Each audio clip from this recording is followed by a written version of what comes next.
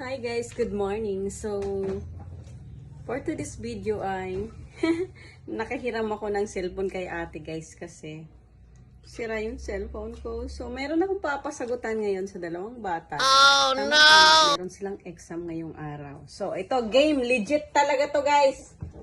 Legit to ha. Ito. I-ready ko na talaga yung aking prize. Di ba may exam kayo ngayon? Yes. Exam,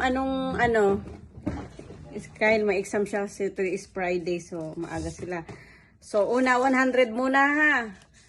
Bukod sa baon nyo, meron kayong 100. O, lalagay ko siya dito, guys. Legit So, yan, 160 legit. lahat? O, sige. Bigyan nyo ako ng sagot ha. Mag-isip kayo ng 4 na number. Logic question to, logic. Mag-isip kayo ng 4 na number. And then, i-add nyo yung 15 na ang magiging sagot niya ay 12. Ah. 15. Hoy, agree 15. Logic question. 15 plus 5, 20. Minus 5. Tanga, walang minus. Wait lang, 15. 15? 12? Plus 4, minus, Plus plus 1, ay hindi, plus 4, plus 1, plus 2. Sagot, 21, balik pa rin mo, 12. Okay, 100. Gagawin ko na siyang 200, guys. Legit yan, legit. Legit yan, legit sa Baka sa mamaya makasagot. tama, di mo lang sinasabi. Hindi, sa makasagot yan. Bonus nyo yan. Oh, ano Bonus ulit nyo yung ngayong ano? dalawa na ha, dalawa na yan. Tig 100. Sige, pag tulong-tulong kayo. Sabi ni mama, magbigay daw ng sagot. Oh. 12. Hindi, ganito. Question.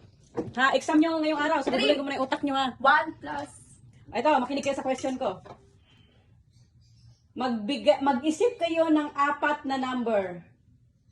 I-add nyo yung 15. Ang magiging sagot niya ay 12.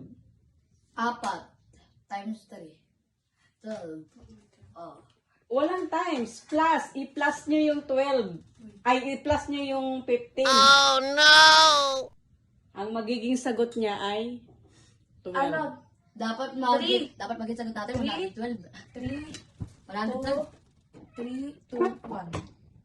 3, 2, 1. Kasi pag pinag-plus mo, 21. Tapos balik ta rin mo, 12.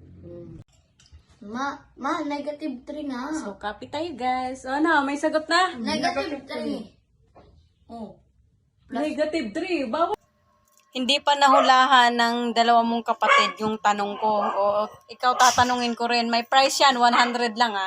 Ano ba tanong mo? Ang tanong ko, mag-isip ka ng 4 na numero. I-plus mo yung 15 na ang magiging sagot ay 12. Ha?